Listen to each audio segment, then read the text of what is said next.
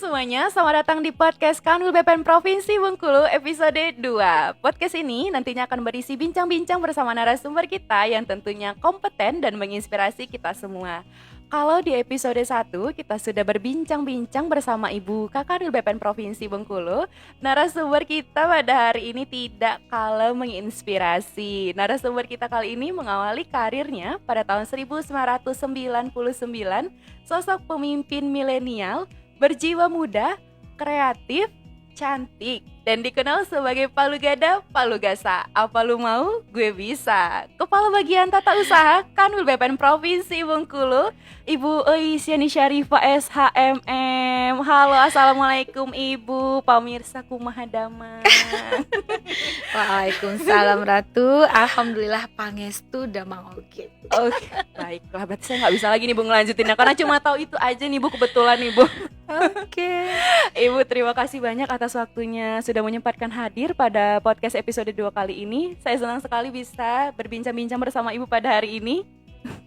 Ibu, kita kenal dari tahun 2018 ya Ibu ya? Iya. Dari Ratu CPNS sampai dengan sekarang. Ibu kayak makin awet muda aja nih Bu. Masya Allah. Dari tahun ke tahun, boleh nih tips awet mudanya nih Ibu. Tips awet muda, yang pastinya bersyukur ya. Terus bersyukur atas apapun yang kita terima dari hari ke hari, dan itu membuat kita tidak lupa bahagia pastinya. Sesuai dengan apa yang sering diingetin tuh sama Bu Kanwil. Jangan lupa, Jangan lupa bahagia. Oke, baik. Iya. Oke, baik. Baik para pendengar semuanya, Ibu Eis ini mengawali karirnya pada tahun 1999 di Kanta Kabupaten Bengkulu Utara ya Ibu ya. Iya, Pernah betul. menjabat sebagai Kepala Urusan Perencanaan dan Keuangan pada Kanta Kota Bengkulu, Betul. Kepala Sebagian Tata Usaha pada Kanta Kabupaten Bengkulu Tengah dan Kanta Kota Bengkulu, Iya. Kepala Sebagian Organisasi dan Kepegawaian Kanwil BPN Provinsi Bengkulu, dan sekarang menjabat sebagai Kepala Bagian Tata Usaha. Iya. Luar biasa Ibu pengalamannya di bidang keTU-an Ibu. Boleh Ibu sharing ke kita dari zaman CPNS sampai dengan sekarang nih Ibu. Ya, untuk menjadi Kabag TU ya sampai posisi sekarang ini sebenarnya qadarullahnya ya sudah begitu. Jadi ya kita jalanin aja lah. Yang pastinya dari mulai diangkat CPNS sebenarnya bukan di TU, awalnya itu kalau dulu itu pendaftaran tanah ya, gabung dengan bagian pengukuran gitu. Tapi cuma 1 tahun sih, kemudian ditaruh di loket. Setelahnya itu menjadi bendahara, terus jadi kaur perencanaan keuangan. Kalau dulu masih digabung, nggak seperti sekarang ya dipisah-pisah. Sampai ke Kasubag TU dan sekarang jadi Kabag TU begitu. Oke, Mbak baik. Ratu. Ibu boleh dong sharing ke kita semua sebagai motivasi kita bersama nih, apa aja sih pencapaiannya sampai Ibu bisa berada di puncak karir sampai saat ini? Ya sebagai ASN ya, yang pastinya mengupgrade kemampuan diri lah. Jangan stuck di situ. Jadi setiap harinya tuh belajar itu nggak putus belajar terus, baik itu mendengarkan, melihat, membaca, itu kan salah satu proses belajar. Kemudian juga kita sebagai ASN, jika diberikan beban tugas pekerjaan ini sama atasan kita, itu nggak bisa kita bilang saya nggak tahu, saya nggak paham, saya nggak ngerti, artinya give up duluan, nggak begitu. Jadi kita harus tetap bilang siap, laksanakan, mohon arahan. Jadi kita belajar sambil kita mengerjakan, otomatis kan ilmu itu bertambah ya. Jadi mungkin karena itu kali ya, kita kan yang pasti bekerja dengan serius, optimis, jangan pantang menyerah, tetap semangat. Biarkan atasan kita yang menilai bagaimana sih kinerja kita, seperti apa, begitu.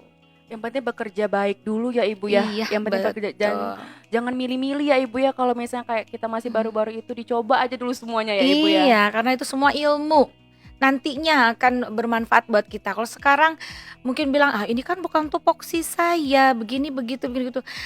Sebenarnya kan kita juga belum tentu di situ terus tuh posisi, bisa jadi A, bisa jadi B, bisa jadi C ke depan. Nah, apa yang sudah pernah kita lakukan di yang masa lalu itu menjadikan pengalaman buat bekal kita ke depan, begitu Mbak Ratu. Nggak ada ruginya ya Ibu ya, Nggak kalau nggak ada ada. sama sekali ya Ibu ya. Yang Iya. penting kita bekerja baik, biarkan pimpinan kita menilai sendiri ya Ibu Iya, ya. kinerja kita seperti Oke deh. apa. Berarti Ibu tuh udah di TU dari tahun 1999 sampai Iya. 2023, kurang lebih 25 tahun. Ya, 22 tahun ya Ibu ya. lumayan. Ibu Udah boleh dong, seperempat abad. Ibu boleh dong kayaknya kalau dari tahun 99 sampai 2023 pasti banyak banget perkembangannya Ibu ya ke TU-an itu sendiri. Boleh dong Betul. di-sharing ke kita apa aja sih Bu perkembangan yang sangat signifikan? Iya, yang sangat signifikan itu perubahan dari mulai dari cara bekerja hingga alat pendukung kita bekerja. Kalau dulu kan masih manual ya Mbak Ratu. Jadi yang masih mengetik pakai mesin tik itu, pakai karbon lah segala macam untuk double-nya. Kemudian membukukan itu masih menggunakan buku manual, kita garisin dulu, pulpennya harus tinta hitam. Nah di tahun 2004 akhir 2005 awal lah itu baru mulai ada aplikasi, mulai dari aplikasi SPM, kemudian pelaporan sudah menggunakan sistem akuntansi instansi atau SAI kayak gitu kan. Nah sampailah ke sekarang itu bertambah banyak tuh aplikasi yang betul-betul banyak membantu kita dalam bekerja gitu. Jadi ya ritmenya itu cepet gitu perubahannya. Nah ini kalau kita tidak bisa mengikuti ya, Ibu ya. ketertinggalan, kita udah jauh dibanding dengan orang lain gitu. Jadi ya itu tadi saya bilang kita harus mengupgrade kemampuan kita, apalagi dengan IT yang sekarang ini apa-apa menggunakan teknologi IT gitu ya. Gak boleh gaptek lah. Kalau misalnya sekarang kita nggak mau belajar kayaknya susah ya Ibu ya. Susah Kita tidak sekali. bisa diterima di mana-mana ya Ibu ya. Betul. Kalau misalnya kayak mesin tik itu kalau salah dikit itu ngulang lagi dari awal kan Ya kalau kan kayak gitu Bu. nggak bisa dihapus begitu aja. Kalau sekarang salah bisa di delete, ya kan gampang bisa diperbaikinnya. Kalau sekarang udah Gitu. enak banget ya Ibu ya, karena sekarang sudah Iya. terintegrasi dalam semua aplikasi ya Ibu Iya, ya. betul. Berarti udah enak banget nih zaman sekarang nih dibanding zaman Ibu dulu Iya, ya. Itu harus banyak karena- bersyukur ya Bu ya. Iya, karena saya berada di posisi fase perubahan. Mm-mm. Mengalamin tuh dari yang manual, terus sekarang ke yang serba instan dan dipermudah dengan adanya teknologi. Oke deh. Ibu kalau misalnya kita berbicara tentang bagian tata usaha ini nih. Bagian tata usaha ini sangat kompleks sebenarnya ya Ibu ya. Iya. Kalau misalnya di Kanwil itu sendiri ada 4 subbagian tata usaha. Dimulai dari keuangan dan BMN, perencanaan evaluasi dan pelaporan, hukum kepegawaian dan organisasi, dan terakhir itu umum dan humas ya Ibu ya. Iya. Kalau misalnya kita bahas nih seluruhnya kayaknya kayak episode Korea ya Ibu ya, berepisode-episode Udah kayak habis hari ini. nggak bisa ya Ibu, berbusa-busa ya mungkin kita membahasnya ya Ibu ya. Betul. Mungkin kita bisa mengerucutkan pembahasan kita pada hari ini ya Ibu ya, merupakan salah satu tupoksi dari sebagian umum dan humas, yaitu penyelenggaraan layanan publik di kementerian kita itu sendiri kepada masyarakat. Boleh Iya. di-sharing dong Ibu, apa sih peran dan tanggung jawab kementerian kita itu sendiri dalam pelayanan publik di masyarakat? Oke, untuk pelayanan publik itu kita memiliki peran dan tanggung jawab ya, diantaranya untuk pendaftaran tanah dan sertifikasi tanah pastinya, kemudian penyusunan tata ruang, penyediaan informasi pertanahan, pengelolaan konflik pertanahan, penyuluhan dan pendidikan masyarakat kita juga terlibat di dalamnya gitu. Kemudian ada pengawasan dan audit pertanahan, pengembangan kebijakan pertanahan serta pelayanan publik yang sekarang udah bisa online Mbak Ratu. Oke, ternyata Tuh. sangat kompleks ya Ibu ya, bukan hanya tentang Iya. mengeluarkan sertifikat aja ya Ibu, ternyata Iya. lebih dari itu. Kalau misalnya untuk tugas dan fungsi kementerian itu kita sendiri adalah menyelenggarakan urusan pemerintahan di bidang agraria, pertanahan dan tata ruang untuk membantu presiden dalam menyelenggarakan pemerintahan negara. Gambarannya sudah digambarkan oleh Ibu Kabak tadi ya Ibu ya. Iya. Kalau misalnya jenis layanan publik itu sendiri Ibu, apa aja sih yang disediakan oleh kementerian kita itu? Oke, kementerian kita itu ya, Kementerian Agraria dan Tata Ruang, Badan Pertanahan Nasional menyediakan berbagai jenis layanan publik kepada masyarakat terkait pertanahan dan tata ruang. Kemudian diantaranya ada pendaftaran tanah dan pemberian sertifikat ya, kemudian verifikasi dan validasi data tanah, pemberian nomor identifikasi tanah atau sering kita singkat NIT. kemudian ada penyelesaian konflik pertanahan, penyuluhan masyarakat, pemetaan dan survei lahan, pengajuan permohonan dan permintaan informasi, serta yang terbaru ada mengenai pengaduan masyarakat juga, Mbak Ratu. Banyak sekali ya Ibu ya, ternyata jenis Iya, layanan publik kita itu ya Bu. lumayan banyak. Kalau misalnya jam loket pelayanan itu sendiri dari jam berapa Ibu? Layanan loket sendiri itu dari jam 8 pagi hingga pukul 4 sore gitu. Baik Ibu, apa aja sih yang bisa kita lakukan untuk meningkatkan efisiensi dalam pelayanan publik di masyarakat Ibu? Untuk meningkatkan efisiensi itu kita bisa salah satunya menerapkan teknologi informasi ya. Kemudian peningkatan kapasitas SDM pastinya, kemudian kolaborasi dengan pihak ketiga. Jadi kalau untuk penerapan teknologi informasi itu sendiri, kan kita sudah menggunakan berbagai aplikasi ya untuk membantu kita dalam memberikan pelayanan kepada masyarakat. Kemudian untuk peningkatan SDM-nya sendiri, kita juga memotivasi rekan-rekan ya untuk tidak berhenti mengupgrade kemampuannya itu tadi gitu. Jadi untuk memberikan kepuasan dalam memberikan pelayanan kepada masyarakat terhadap layanan-layanan pertanahan itu sendiri. Kolaborasi dengan pihak ketiga artinya dengan pihak internal maupun eksternal. Untuk seperti contoh nih, kita juga sering dinilai oleh pihak ombudsman ya untuk tingkat pelayanan publik kita. Jadi kita tahu kekurangan kita di mana.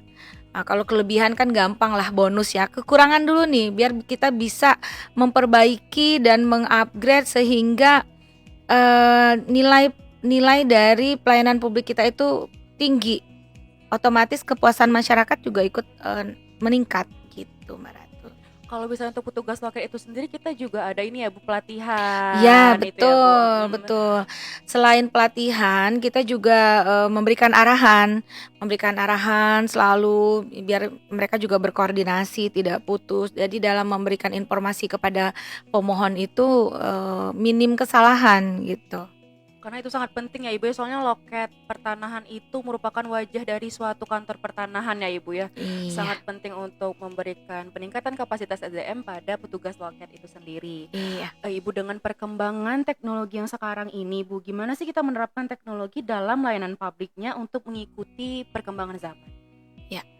Di Kementerian Agraria dan Tata Ruang Badan Pertanahan Nasional itu sendiri telah mengambil langkah-langkah untuk mengintegrasikan teknologi dalam layanan publiknya untuk mengikuti perkembangan zaman ya. Beberapa cara umumnya digunakan, misalnya nih platform daring dan aplikasi mobile sekarang sudah ada. Jadi kemudian kita ini mengembangkan platform daring online dan aplikasi mobile yang memungkinkan masyarakat untuk mengajukan permohonan, mengakses informasi dan melacak status proses pelayanan itu secara online. Ya, misalnya contohnya tuh di Sentuh Tanahku, ya, itu sudah juga bisa ya.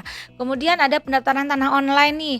Pendaftaran tanah secara online memungkinkan pemohon untuk mengajukan permohonan atau mengunggah dokumen dan melengkapi proses pendaftaran tanah tanpa harus datang langsung. Jadi seperti loketku. Nah, jadi dia tidak perlu secara fisik datang ke kantor ya. Sebenarnya ini berterima kasih lah kita kepada COVID itu. Jadi karena adanya Banyak COVID inovasi jadi ya, Ibu banyak ya. inovasi kayak gitu. Kemudian ada pemetaan digital dan pemrosesan data, di mana kementerian kita menggunakan pemetaan digital dan pemrosesan data untuk menghasilkan informasi yang akurat dan mudah diakses. Nih contohnya sekarang ada Bumi ATR sekarang itu. Kemudian adanya e-learning dan pelatihan secara online, daring gitu. Di kita itu kan ada Kamis Belajar seperti itu ya, yang memberikan ruang kepada para ASN maupun PPNPN atau P3K yang ada untuk belajar bersama-sama melalui PPSDM yang menyediakan ruang untuk pelatihan-pelatihan secara online, dan itu juga ada sertifikatnya tuh buat kita gitu. Jadi salah satunya juga membantu kita untuk menambah ilmu pengetahuan begitu. Sudah sangat banyak sekali ternyata ya Ibu ya, Ya, aplikasi-aplikasi online ya Ibu ya. Iya. Saya juga jadi ilmu nih buat saya nih Bu. Ya. Ibu, kalau boleh tahu usaha apa aja sih yang telah kita lakukan untuk meningkatkan kesadaran masyarakat itu atas pentingnya pendaftaran tanah itu sendiri Ibu? Selain dari penyuluhan, kita kan juga punya medsos nih ya, punya medsos, punya website, kemudian apa namanya, kita juga masih lah secara manualnya itu masang baliho, pamflet, brosur gitu ya. Itu salah satu cara kita, dan termasuk podcast ini kalau ditonton oleh masyarakat juga memberikan pengetahuan dan pemahaman ya, bahwa BPN itu tidak sekedar hanya memberikan legalisasi asetnya berupa sertifikat. Ada banyak lagi pelayanan-pelayanan lain yang kita punya. Jadi kita membuka diri dengan cara memberikan informasi seluas-luasnya kepada masyarakat. Kalau sekarang trennya kan memang sudah online ya, apa-apa melalui medsos dan lain sebagainya, kita gerakan di situ. Setiap satker punya website sendiri. Dia boleh mengunggah semua kegiatannya yang terkait dengan pelayanan pertanahan ke dalam websitenya masing-masing, dan itu harus diupdate. Jadi tidak memberikan informasi ke masyarakat itu yang lalu-lalu, ketinggalan informasi nantinya. Wajib ya Bu ya? Iya, wajib diupdate. untuk mengupdate websitenya, medsosnya, kayak gitu. Dari mulai Instagram, Twitter, Facebook, Facebook. iya, Oke deh Ibu, kalau TikTok kalau perlu. Oke, TikTok. Iya. Kenapa Kalau tidak TikTok gitu? lebih seru lagi ya Ibu ya, cara menyampaikan Iya. informasinya ya Ibu ya. Iya, benar. Kalau misalnya nih Bu, tantangannya nih Bu dalam melaksanakan pelayanan publik, mengingat kalau misalnya loket itu adalah wajah dari suatu kantor pertanahan ya Ibu ya. Apa aja sih tantangannya dan bagaimana sih cara kita mengatasi tantangan itu? Oke. Yang pastinya karena loket itu wajahnya kantor pertanahan ya dalam memberikan pelayanan. Dia itu kan di depan posisinya. Jadi artinya apa? Pertama yang pasti orang-orangnya dulu nih dibantu untuk merubah cara berpikirnya, bahwa kita itu bagaimana maksimal memberikan pelayanan kepada masyarakat sebaik-baiknya hingga mereka merasa paham, dan juga mereka merasa apa yang diberikan itu sudah sesuai dengan keinginannya hingga muncullah kepuasannya kan. Kemudian kedua, memenuhi juga melengkapi daya adat pendukung, baik itu dari sarana Sarana dan prasarana prasarana, ya, Bu, ya. maupun mempercepat proses gitu. Jadi harus ada, mereka tahu SOP-nya seperti apa, waktu layanannya bagaimana, biayanya seperti apa, kayak gitu kan. Jadi masyarakat itu yang meminta layanan sebagai pemohon di kantor pertanahan itu bisa terakomodasi semua keinginannya gitu. Yang penting itu, yang paling dasar itu adalah senyum sapa salam ya Ibu ya. Betul. Kalau sebagai petugas loket itu, dan jika ada pengaduan harus segera ditindaklanjuti, benar. Oke nih Ibu, kalau misalnya nih Ibu, gimana sih cara kita mengukur keberhasilan kita dalam pelayanan publik kepada masyarakat itu, kalau misalnya kita itu sudah efektif dan berkualitas? Apa sih sarana yang kita gunakan Ibu? Beberapa cara umumnya digunakan adalah survei kepuasan pelanggan ya, untuk mengukur tingkat kepuasan masyarakat terhadap layanan yang diberikan. Ini bisa dilakukan melalui wawancara, kuesioner, atau pengumpulan umpan balik dari pemohon gitu. Kemudian adanya penghargaan dan pengakuan, di mana pengakuan dari pihak lain nih, termasuk penghargaan atau sertifikat keunggulan dalam pelayanan publik, itu dapat menjadi tanda keberhasilan buat kita. Itu saya contohin tadi nih,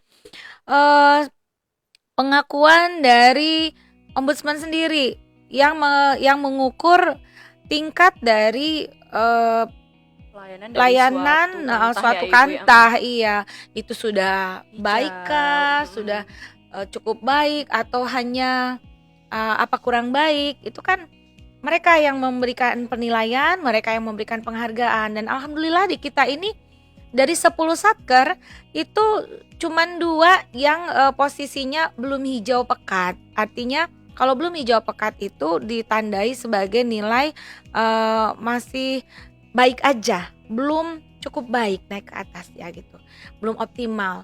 Nah, dan sekarang ini sedang berbenah. Insya Allah tahun ini target kita, iya, semuanya itu sudah sangat baik gitu, sudah hijau pekat semua penilaiannya dari Ombudsman gitu. Amin, semoga semuanya Amin, 10 iya. kantah hijau pekat semua ya Ibu ya tahun ini ya Ibu ya. Betul, harapan kita seperti itu. Amin. Oke nih Bu, kalau Iya, misalnya gimana sih masyarakat untuk bisa memberikan masukan dan saran kepada kita bisa melalui apa aja nih Bu? iya. Untuk masyarakat bisa melalui mekanisme pengaduan resmi, layanan pengaduan telepon atau online, kemudian di sosmed juga bisa, kemudian di situs web resmi ya ada juga. Terus kita juga ada survei kepuasan masyarakat. Terus yang paling tinggi itu ada di Span Lapor ya, ada di Span Lapor juga ada. Jadi sebenarnya sudah terbuka kalau era sekarang gitu, mau menyampaikan tanggapan, masukan, saran, bahkan kritik itu sudah terbuka gitu, medianya banyak gitu. Nah, buat para pendengar semuanya, jika ada masukan, kritik, dan saran, bisa langsung IG Kanwil BPN Bengkulu @kanwil BPN Bengkulu. Di sana tertera hotline WA, nomor WA Kanwil BPN Bengkulu. Nah, nanti akan ditindaklanjuti oleh admin Kanwil BPN Bengkulu itu sendiri. Dan juga bisa akses ya Ibu ya akun lapor Kanwil BPN Bengkulu itu sendiri ya Ibu ya. Betul. Terakhir nih Bu, sebelum kita menutup podcast kita pada hari ini, apa sih harapan kedepannya untuk BPN tercinta? Harapan saya sesuai juga dengan harapan tujuan dan cita-cita dari kementerian kita, memberikan pelayanan yang berstandar dunia. Luar Kan biasa. kayak gitu ya. Jadi yang sudah setara lah dengan negara-negara lain, bagaimana dari segi kualitas mutu outputnya seperti apa, kemudian dari layanannya yang sudah sangat baik, itu yang kita harapkan untuk BPN kita tercinta ini. Amin ya rabbal alamin ya Ibu ya. Semoga harapan kita di tahun ini bisa tercapai seluruhnya ya Ibu ya. Amin. Dari awal yang saya tangkap tadi adalah untuk membangun sebuah pelayanan publik yang berkualitas dibutuhkan semangat dan kekompakan dari berbagai pihak ya Ibu ya. Betul. Inovasi dan pastinya penerapan teknologi mengikuti perkembangan zaman demi wujudkan Kementerian ATR BPN yang melayani profesional dan terpercaya. Ibu terima kasih banyak Ibu atas waktunya pada hari ini. Saya sangat senang sekali nih Ibu ya mendapatkan ilmu yang sangat banyak di sini Ibu. Ibu merupakan salah satu contoh pemimpin milenial yang langsung mencontohkan nih kepada generasi muda untuk terus belajar, jangan pernah menyerah dan terus berinovasi. Dan jangan takut untuk keluar dari zona nyaman ya Ibu ya. Oke Ibu, terima kasih banyak Ibu. Semoga rezekinya semakin lancar, karirnya semakin cemerlang, dan sehat selalu. Amin ya robbal alamin. Dan terima kasih saya ucapkan kepada seluruh pendengar podcast setia Kanwil BPN Provinsi Bengkulu. Untuk teman-teman yang pengen request narasumber kita selanjutnya, boleh komen di video di bawah ini. Dan jangan lupa like, komen, dan subscribe YouTube channel Kanwil BPN Provinsi Bengkulu. Saya Rata Udina pamit undur diri. Wassalamualaikum warahmatullahi wabarakatuh. Waalaikumsalam warahmatullahi wabarakatuh.